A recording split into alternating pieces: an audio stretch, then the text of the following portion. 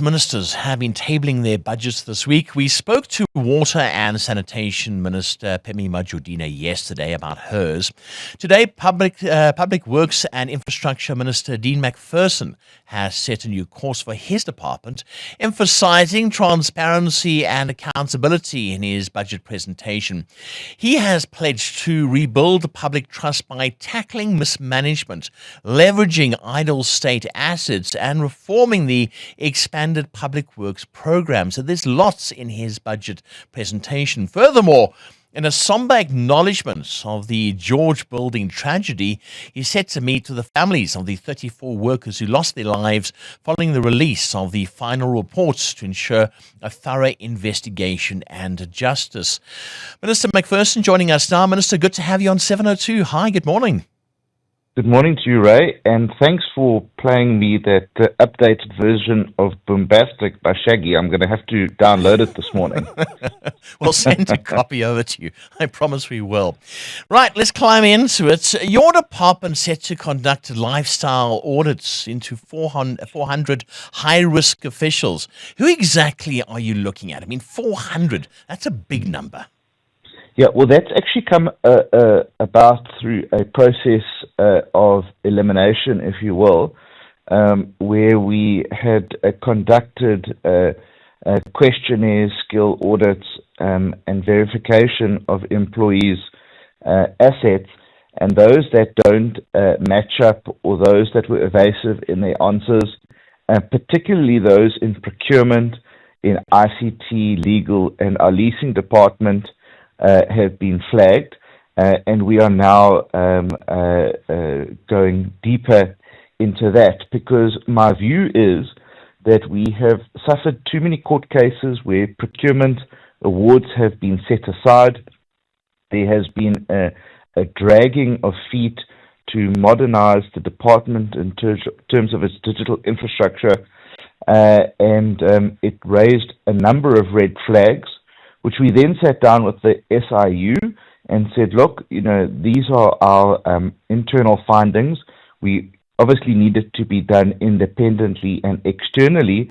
Will you do it? And they've agreed to do it. So they are making progress on that. The first results will be out in September.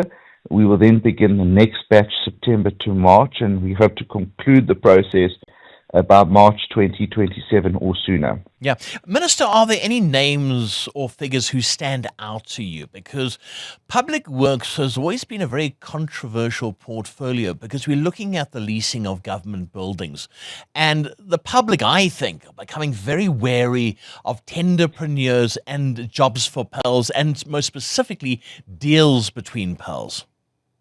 Well, let me be frank with your listeners and the public that they should be worried, because particularly in our leasing portfolio, we spend 6 billion rand a year on private leases, and yet we have empty government buildings. That is a contradiction there. And my view is that there is collusion between officials and landlords. That's why the SIU also is investigating the top 10 leases by a value of about 1 billion rand, because I'm not convinced on that score that we've achieved value for money per square meter, and the processes were done fairly and transparently. And so we definitely view high risk existing, particularly in that space. Yeah. Looking at some of those government buildings, how many have fallen into disrepair? Because that's a problem. Are you having to write off some buildings, knock them down, because over the past couple of decades, nothing has happened to maintain them, and now you're sitting with these dead elephants? Well, my view is that the state actually is the single largest holder of property assets in the country, probably by value and by square meterage, but we generate no revenue from that. So, if you compared us to a property fund, we would probably have to have been liquidated by now. And my position is that we want to package those core assets that we believe can perform and generate revenue for the state, which then could be used to build social infrastructure and then either dispose of or partner in our non-core assets, which can also generate revenue, but that would be a once-off revenue generation. I'm looking to generate sustainable, long-term revenue generation for the department in perpetuity. And that's what we should be doing. So those buildings that, quite frankly, we cannot salvage, we would probably have to dispose of them, and there are a number of them. But there's also a number of them that we can enter into co-development models where the private sector will develop them and generate income for us on those. And we can then also shift government departments and entities into those buildings as well on a concessional per square meter rate. Yeah. Are you battling with some of your cabinet colleagues when you say to them, I've got a building for you, why are you leasing from someone else? Are you battling, or is there a general consensus that they need to work with you? Well, let me put it this way. There is a consensus that we should be in government buildings. The problem is that the department doesn't have the quality of buildings that we should be offering to government departments. So it's a catch-22. So my job is to rebuild the portfolio so that over time I can transition government departments into government buildings. So those that leases are going to be ending, those won't be renewed, and we'll take the value of those leases and put them rather into renovating the buildings so that government departments will come and use them. Yeah. So it's a long-term deliberate strategy that we have to take, but I do have the full support of my colleagues to do so long as we can provide an offering that is close to or equal to what is available in the private sector. And I'm convinced on that basis that we can do that. Yeah. Right. You've also been cleaning up in your department. Ghost workers, what did you find? Well, that has the final audit is being done. But what we wanted to do, and it was really based off of the PRASA model, when I think it was around 2,000 employees that were employed in PRASA that actually never worked there. And because our systems are so outdated that when someone leaves or someone passes away, they don't necessarily get taken off of the system. And so, someone keeps receiving a salary. And look, Ray, I've got to save every single cent that I can because the budget keeps being continuously cut. So one has to find savings in places. So this is not about targeting employees or unions or anything like this. This is about making sure that what we pay actually works for us. So everyone had to verify themselves, including all of the staff in my own office.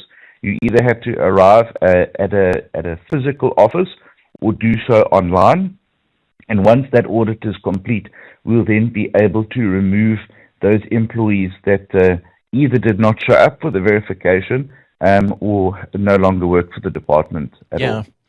One of the things when I was introing this interview, and I just thought to myself, gee whiz, you got a lot on your plate when it comes to your portfolio. You certainly do. Right. One thing I do want to ask you about is the construction mafia. Now, there was a conference, I think it was late last year, to deal with this. What sort of progress have you made in stopping this construction mafia? Well, we've actually made great progress, Ray, and that was the fascinating thing for me is that, look, we are not a law enforcement department. We are an engineering and construction and planning department. But, what goes on at construction sites in terms of lawlessness greatly affects our projects and also the private sector. So we brought together the SAPS and Treasury, and we said, let us look at what the key drivers of the construction mafia are. Firstly, it is the monetization of the community development aspect of construction. And that has simply, these guys arrive and say, we want X amount of money and give it to us. And they actually force off smaller contractors in the process. So we've been working with National Treasury to tighten those guidelines and to make sure that it is only really about a development either amongst community participants or smaller contractors.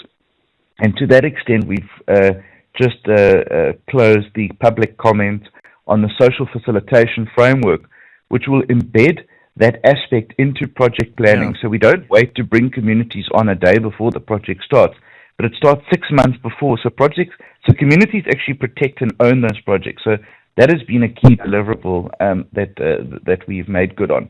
The second one was with SAPS, who have been very good in working with us, and we set up a hotline in conjunction with them that we paid for, where community members and people were able to give tip-offs in real time as these things were happening.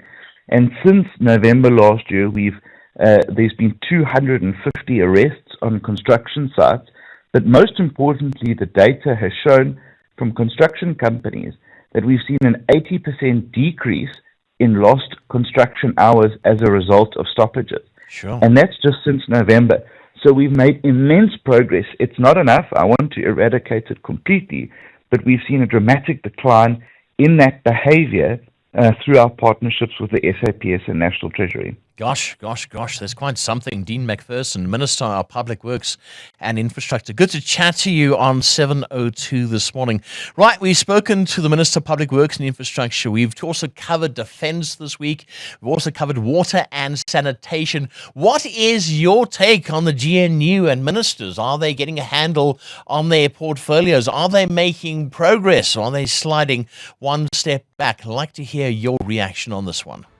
Current events. Developing stories. Tough questions. Your voice making a difference. This is Breakfast with Bongani Bingwa.